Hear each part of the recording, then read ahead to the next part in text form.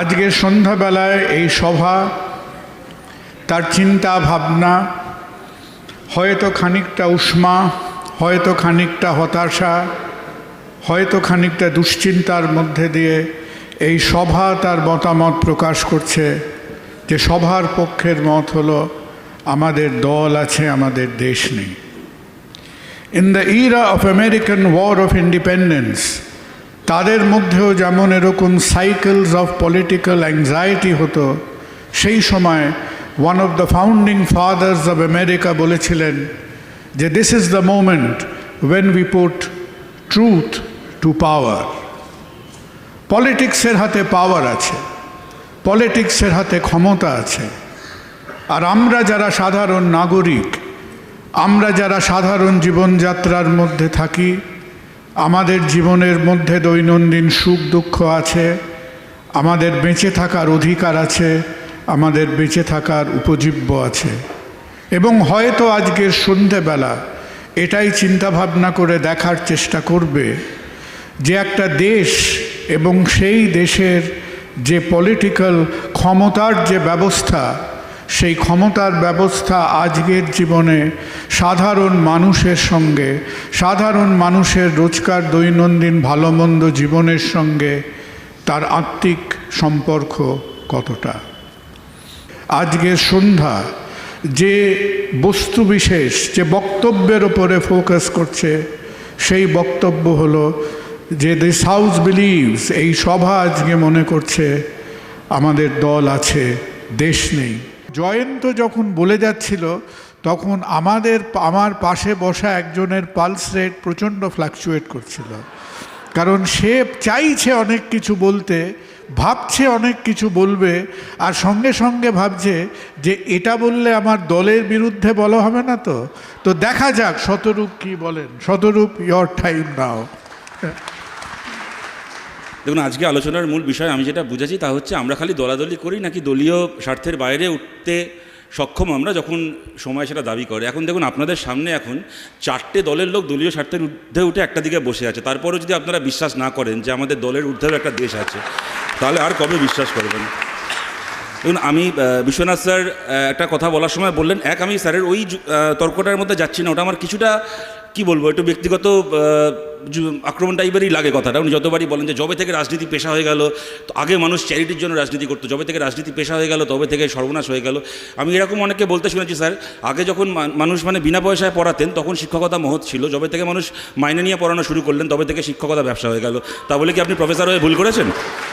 না, সুতরাং তার মধ্যে যাচ্ছি না, কিন্তু উনি কতগুলো কথা বলেছেন, উনি উদাহরণ দিয়েছেন এবং সেগুলো একেবারে ইতিহাস দ্বারা এন্ড্রস উদাহরণ, যে Indira is India, India is Indira বলা হয়েছিল, কি আজকের দিনে মোদি মানেই ভারত, ভারত মানে মোদি।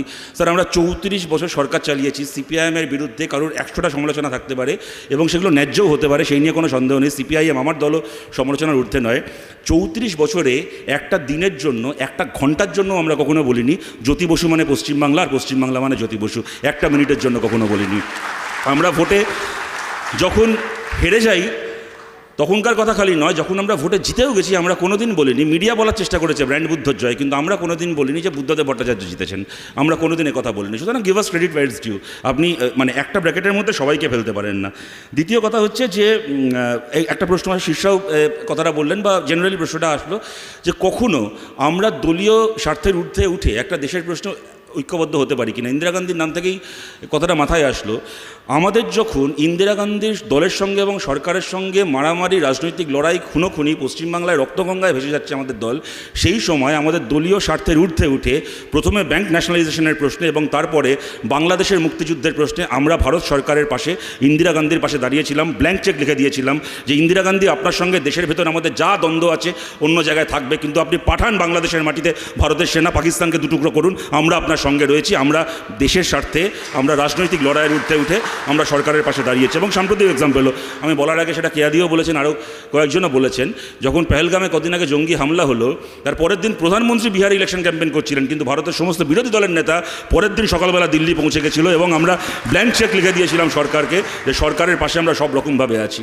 তারপরে আমরা এও দেখেছি যে ভারত সরকারের পক্ষ থেকে ভারতের ফরেন সেক্রেটারিকে এবং আমাদের দুজন সেনা প্রতিনিধিকে যখন তাদেরকে দিয়ে প্রেস কনফারেন্স করা হয়েছে, তাদের কোনো কথা পছন্দ হয়নি বলে ভারত সরকার মানে বিজেপিকে যারা সমর্থন করে, এনারা যখন বিক্রম মিস্ত্রিরা যখন বলেছেন যে ভারত সেকুলার দেশ, আমরা ধর্ম দিয়ে টেরোরিজমকে চিহ্নিত করব না, তখন বিজেপিকে যারা সমর্থন করেছে তারা বিক্রম মিস্ত্রির 2 মেয়ের ছবিকে নিয়ে পর্যন্ত নোংরামি করেছে।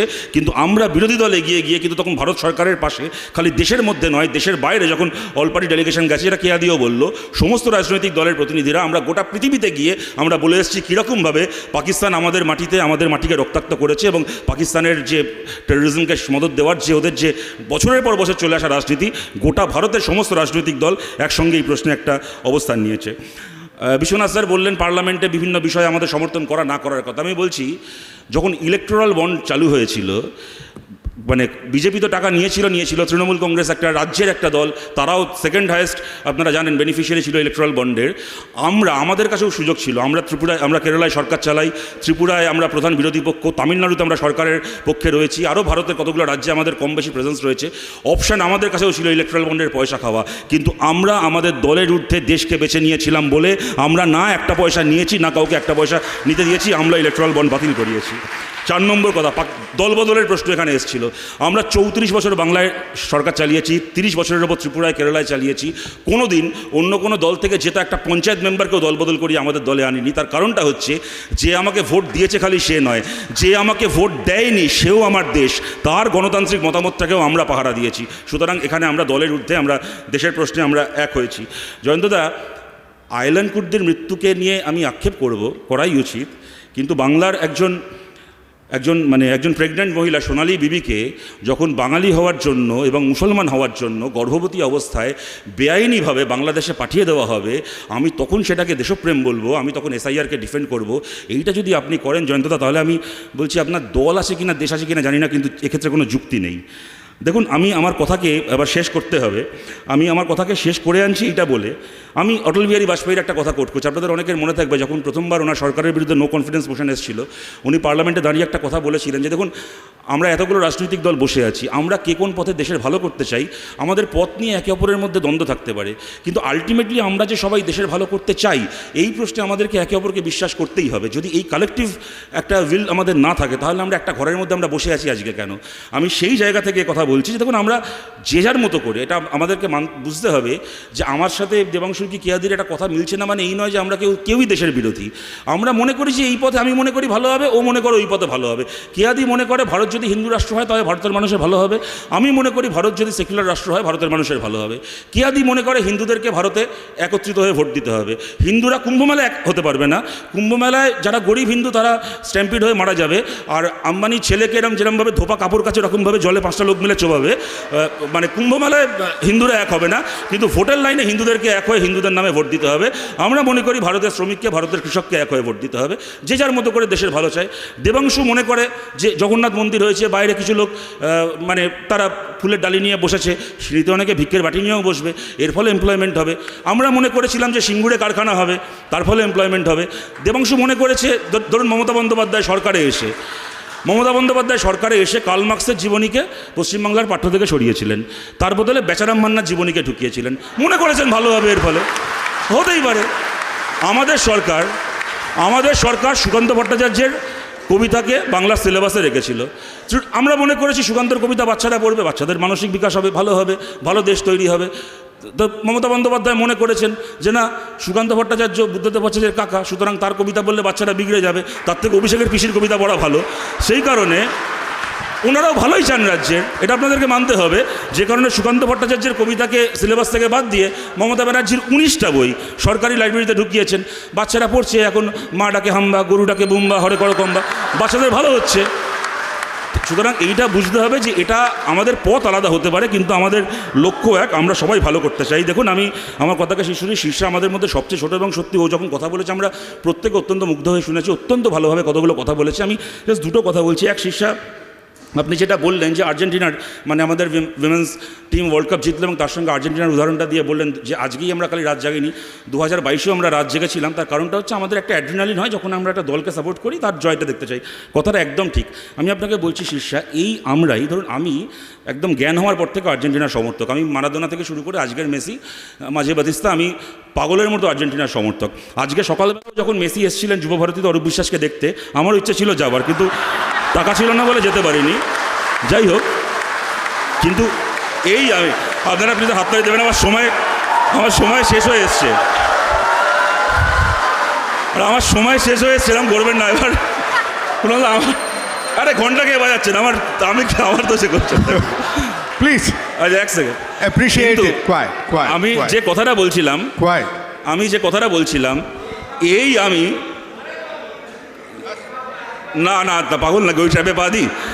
আমি বলছি যে আমি কথাটা শেষ করিনি, সেটা হচ্ছে শেষটা এই আমি এবং আমার মতো অনেকে আছে, এই আমি যখন 2017 সালে জুনিয়র ওয়ার্ল্ড কাপ ভারতে হচ্ছিল, সল্টলেক স্টেডিয়ামে কতগুলো ম্যাচ হয়েছিল, ভারতের সঙ্গে আর্জেন্টিনার খেলা হচ্ছিল, আমি যুব ভারতীর গ্যালারিতে দাঁড়িয়ে চেয়েছি আর্জেন্টিনা 5-0 হারুক ভারতের কাছে আর্জেন্টিনা হারেনি, কিন্তু এই আমি চেয়েছিলাম, কেননা তখন আমার ছোটোবেলা থেকে ভালোবেসে আসা টিম নয়, তখন আমার কাছে আমার দেশের টিমটা বড় ছিল।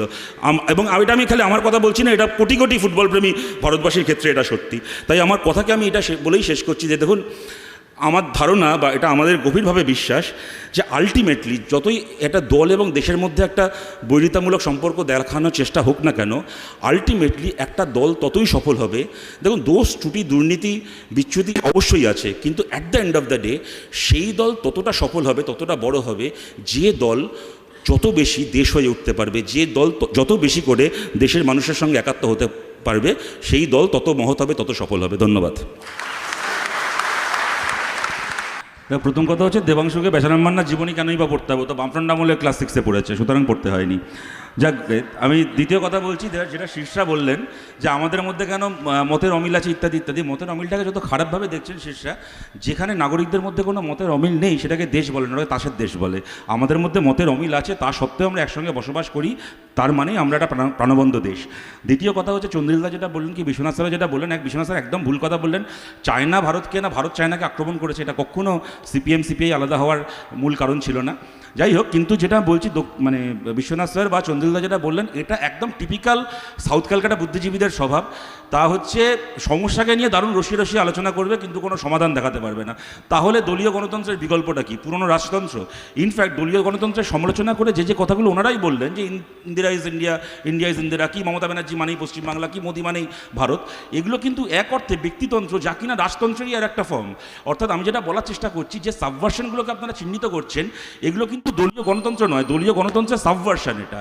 সুতরাং আপনারা কিন্তু কোনো বিকল্প, কোনো সমাধান দিলেন না। আমি আমার কথাটাকে জাস্ট শেষ করছি এইটা বলে, অন আ লাইটার নোট, দল নিয়ে, but on a very serious note as well, দল নিয়ে তো এত কথা হচ্ছে, দল মানে তো খালি রাজনৈতিক দল নয়। ধরুন ক্রিকেটের দল, ফুটবলের দল, এগুলোও তো দল। ধরুন আইপিএল হয়, এতগুলো দলের মধ্যে রোহিত শর্মা খেলেন মুম্বাই ইন্ডিয়ান্সের হয়ে, বিরাট কোহলি খেলেন আরসিবির হয়ে, রবীন্দ্র জাদেজা খেলেন সিএসকের হয়ে। কিন্তু 2024 সালে যখন টি20 ওয়ার্ল্ড কাপ হয়, তখন কিন্তু আইপিএলের এই যাবতীয় দলের প্লেয়ার একসঙ্গে ভারতের হয়ে খেলে এবং ভারতকে ট্রফি জেতায়। যেরকমভাবে আইপিএলের দলের বাউন্ডারি ভেঙে তখন দেশের জন্য ট্রফি আনে, যখন সময় আসবে তখন যেন আমরাও আমাদের দলীয় ঝগড়ার ঊর্ধ্বে উঠে যেন দেশের হয়ে লড়াই করতে পারি, এইটুকু প্রত্যাশা আমাদের সবারই নিশ্চয়ই নিজেদের কাছেও থাকবে, একে অপরের কাছেও থাকবে। তার বাইরে কোথাও যদি সেখান থেকে বিচ্যুতি হয়, মানুষ তাকে শাস্তি দেবেন। কিন্তু তার মানে এত জন্ম সাধ্য সাধনা করে, এত মানুষের এত প্রাণত্যাগের পরে যে গণতন্ত্র, যে দলীয় গণতন্ত্র আমরা পেয়েছি, এই দলীয় গণতন্ত্র আমাদের কোনো লজ্জা নয়, এটা আমাদের গর্ব। এর জন্য কিন্তু বহু মানুষকে প্রাণ দিতে হয়েছে।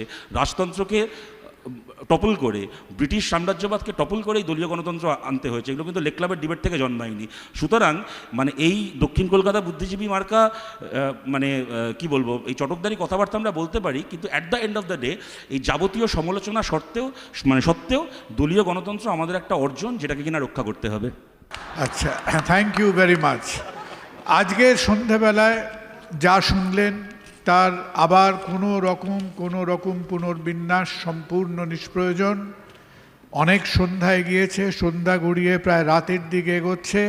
আপনারা 2 মিনিট সময় দিন, please give us some time. যারা আপনারা মনে করলেন যে আজকের সভার যে মতামত, আমাদের দল আছে, দেশ নেই, যারা আপনারা শতরূপ, দেবাংশু, কেয়া এবং রিজুদের পক্ষে আপনারা প্লিজ যেটা উল্টোটা হলো না আজকে সেটা মনে করলেন তো ওনারা মনে করলেন না ওদের পক্ষে যারা যারা বিপক্ষের পক্ষে ভোট দিচ্ছেন, যারা মনে করেন না যে আমাদের দল আছে দেশ নেই, এই মতামত ঠিক নয়, অর্থাৎ আপনারা যারা শতরূপ, দেবাংশু, কেয়া, রিজুর পক্ষে আপনারা হাত তুলুন, please show your hands. Thank you. আর যারা আপনারা মনে করলেন যে বিশ্বনাথ, শিষ্যা, শুভময়, জয়ন্ত আপনাদের বোঝাতে পেরেছেন যে আজকে আমাদের অনুতাপটা আমাদের বোঝাতে হবে দলদের যে আমাদের সত্যি দল আছে দেশ নেই, thank you, thank you all. This evening the motion is carried. একটা কথা জাস্ট বলছি, দেখুন আমরা তো আমরা তো চারটে দলের প্রতিনিধি আছি, আমাদের চারটে দলের কাউকে ভোট না দিয়ে আপনারা প্রমাণ করলেন আপনাদের কিন্তু দল নেই, আপনাদের দেশই আছে। আর একটা অনুরোধ, আমাদের বিরুদ্ধে যা থাকতে পারে মনের মধ্যে, 26-এ ভোটটা নিজের ভোটটা নিজে দেবেন, অন্য কেউ যেন না আসে আপনার ভোটটা দিতে। আমি একটা এটা কথা সুনিশ্চিত বলবো, Thank you very আমরা much. যা বলেছি বিতর্কে বলেছি, কেস দেবেন না প্লিজ। খুব thank you Lake Club, you been a wonderful audience. সবাইকে ধন্যবাদ from CDC, from Lake Club, thank you.